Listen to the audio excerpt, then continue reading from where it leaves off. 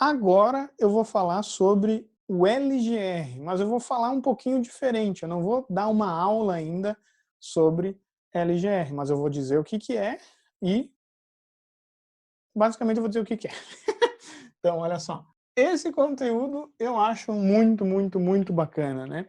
Porque o que é o local geométrico ou o lugar geométrico das raízes, né? Sigla LGR, tá? Na aula que vem a gente vai ver que existem várias regras de traçado que vão resultar literalmente num desenho, tá? E esse desenho ele contém todas as possíveis localizações dos polos da malha fechada do sistema. Eu vou fazer esse desenho, pessoal, usando a malha aberta na aula que vem, usando uma série de regras que a gente vai ver. Mas na aula de hoje, eu quero desenhar o LGR de um sistema na mão, na brutalidade mesmo. E vai ser um sistema relativamente simples, mas eu acho que não tem muito mistério. Vai ser esse aqui, ó. Então, eu tenho este carinha aqui, ó. K sobre S, e aqui eu vou usar 4 sobre S mais 4. A gente já viu que o valor do K afeta o erro do sistema, né? Nesse caso, não o erro de posição, mas o erro de velocidade. Quanto maior o ganho no ramo direto, usualmente melhor. Tá? Pelo menos na maioria dos exemplos básicos. Só que além de alterar o comportamento em regime permanente, se eu altero esse ganho aqui, eu na verdade estou dando mais força para o sinal que está entrando na planta. Eu estou atuando com mais violência, né? É aquele carinha meio grosso, que não consegue abrir uma válvula devagar, ele vai lá e já soca o negócio. Tá? Então, se eu altero o valor do ganho K, eu acabo alterando também a dinâmica da função de malha fechada, justo por essa alteração na amplitude dos sinais internos da realimentação. Tá? Em resumo, matematicamente é fácil, porque quando eu fechar a malha, vocês vão ver que as raízes são função de K, que os polos do sistema, e às vezes os zeros também, são função de parâmetros.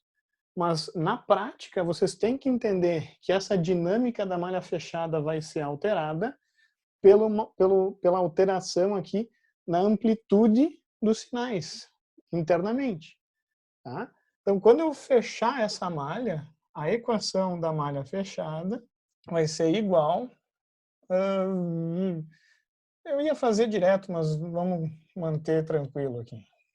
S mais 4 sobre 1 mais 4K sobre S mais 4. Tá?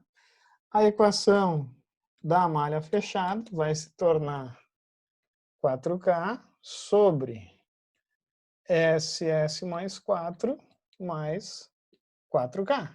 Barbadinha, né?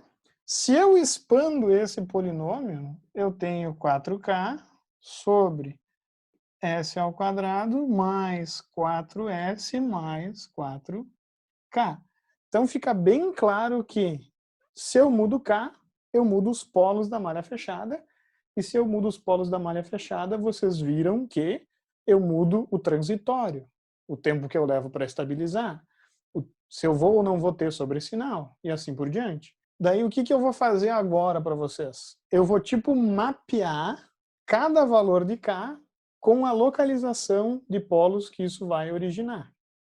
Tá? E para isso eu preciso resolver esse polinômio que a gente sabe que é o polinômio característico. Qual vai ser a localização dos polos desse sistema? Usando Bhaskara, eu tiro que a localização dos polos é menos B, mais ou menos raiz de B ao quadrado, menos 4 vezes A, que é 1 vezes C, que é coisa, então vai ser 16K, dividido por 2 vezes A, que é 2. Então, olhem só que interessante, pessoal. Esse 16 eu posso puxar para fora.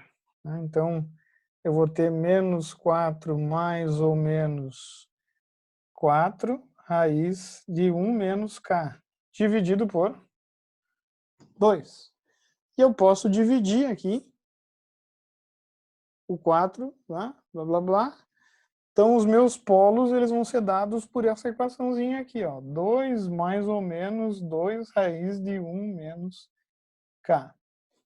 Beleza? Tranquilão? O que vai acontecer agora, pessoal? Eu quero estudar qual vai ser as alterações do meu transitório desse sistema de controle em malha fechada em função do meu parâmetro K. Tá? Então, a gente vai começar com o valor de K aqui e a localização dos polos. Né? E, além disso, eu vou pensar com vocês como que o K vai influenciar na dinâmica. Já explico. Vamos imaginar um caso utópico. Utópico. Tá? Se o meu K é 0. Por que esse caso é utópico, pessoal? Porque se eu tenho K valendo 0 no ramo direto, esse sinal aqui vai zerar. Na verdade, esse sistema aqui é 0. Tá? Então, muito embora esse K não seja útil, tá? Ele é importante na análise. Por quê? Porque se o K não for 0, se o K for 0.0001, tá? A minha localização de polo vai se aproximar muito do que eu encontrar com K valendo 0. Tá? Então, o que vocês têm que pensar para K valendo 0? Que o K é bem pequeno. Tá? O K está tendendo a 0. Imagine isso. Se eu usar K valendo 0 aqui, eu vou ter... Isso aqui é menos, né? Esqueci o menos aqui. Eu vou ter menos 2 mais 2 vezes 1, né? Que é 0. E menos 2 menos 2, que é menos 4. Então, eu vou ter um polo em menos 4 e um polo na origem. Tá? Por isso que eu falei que não faz sentido. Esse carinha aqui teria um polo na origem. Né? Ele seria um integrador. Mas, na verdade, com um K valendo 0, a saída vai zerar. Tá? O que vocês têm que entender é o seguinte, está aqui a localização. Os polos desse sistema, eles partem um lá na origem, e um polo em menos 4. Isso não é uma coincidência. Os polos do sistema em malha fechada, para K valendo 0, são exatamente os polos do ramo direto. Podem olhar. Tem um polo na origem e um polo em menos 4. Tá? Mas eu usei isso aqui para calcular, eu usei a malha fechada. O que vai acontecer para um valor de K um pouco maior? Ou um pouco maior. Vamos sempre trabalhar com K positivo aqui. Então vamos fazer o K aumentar. K vai ser 3 quartos? 1 menos 3 quartos é 1 quarto. Né? E raiz de 1 quarto é 1 meio, que vai dar 1 aqui. Tá? Então eu vou ficar com raízes em menos 2 mais ou menos 1. Eu vou ter uma raiz em 3 e uma raiz, menos 3, né? E uma raiz em menos 1. Então, para esse valor de K valendo 3 quartos, eu vou ter esse polo aqui vindo para aqui, é menos 2, né? Eu vou ter esse polo vindo para cá e esse polo vindo para lá. Um detalhe importante, qualquer valor de K entre 0 e 3 quartos, qualquer valor de K entre 0 e 3 quartos, vocês podem calcular em casa, eu vou ter polos nesse intervalo aqui do eixo real. Tá? Por exemplo, 1 meio. Né? Se eu usar K valendo 1 meio, vai ficar aqui raiz de 1 meio, que é 2 sobre raiz de 2, que na prática é raiz de 2. Tá? Que é 1.4, 1.5. Tá? Daí eu teria menos 2 mais ou menos 1.5. Tá? Eu cairia bem na metade aqui, mais ou menos. Tá? Com raízes intermediárias a essas que eu calculei. Tá? Então, o que vai acontecer? Conforme o K vai aumentando, esse polo ele vai deslocando para cá. E esse polo ele vai deslocando para cá. Os polos eles vão fazendo assim, ó. O que que isso significa, pessoal, na prática? Olhem como faz todo sentido no mundo. Para um K não nulo, esse polo ele vai estar muito próximo da origem do plano, indicando que esse polo vai ser um polo dominante e um polo lento, frente a esse polo aqui. Por que que isso faz sentido? Porque se eu usar um ganho bem baixinho aqui no integrador, o sinal de saída do integrador ele vai ser bem lento. Ele vai subindo bem devagarinho. Tá? E se eu olhar isso, der um zoom out, eu vou ter um sistema que faz assim, ó. Um sistema claramente com dominância de primeira ordem.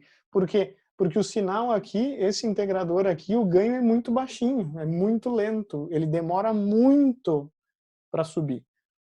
Tá? Então tudo meio que faz sentido aqui. Tá? Tudo meio que faz sentido. Se eu vou aumentando o valor do ganho e eu chego aqui em ganho valendo 1, eu vou ter 1 menos 1 aqui na raiz, essa raiz vai zerar. Eu vou ficar com menos 2, mais ou menos 0. Eu vou ter 2 polos em menos 2. Uma raiz dupla. Significa que eles continuaram vindo e se fecharam um no outro em menos 2. Eu imaginaria que eles iriam fazer assim, mas não é isso que acontece, tá? Por quê, pessoal? Se eu continuo aumentando o valor de K, essa raiz aqui ela se torna o quê? Raiz negativa. E se ela é uma raiz negativa, né, ela vai originar a parte imaginária de um polo complexo, cuja parte real fica fixa em menos 2. Então, na verdade, se eu aumentar esse ganho para 2, se vocês calcularem ali, vocês vão encontrar que é menos 2 mais ou menos 2 vezes J. Então, é menos 2 mais ou menos J2. E se eu usar um ganho menorzinho, eu vou ter uma raiz aqui que vai ser menor do que menos 1. Né? Menor que raiz de menos 1. Indicando uma parte imaginária um pouquinho menor. Então, na real, esses polos, eles se batem aqui, eu gosto de imaginar isso, que eles se pecham. Eles se pecham aqui e um vai fazer aqui, ó. Enquanto o outro vai subindo, conforme o ganho aumenta. Então, na verdade, pessoal, esses polos, que o pessoal gosta de falar, os polos da malha aberta, os polos do ramo direto, nesse caso, eles partem de menos 4 e 0, e na malha fechada, conforme o ganho aumenta, eles começam a se locomover no meu plano complexo. E eles seguem qual caminho? Exatamente esse caminho que eu estou desenhando. Tá? Que depois eu vou desenhar bonito como de fato tem que ser um LGR.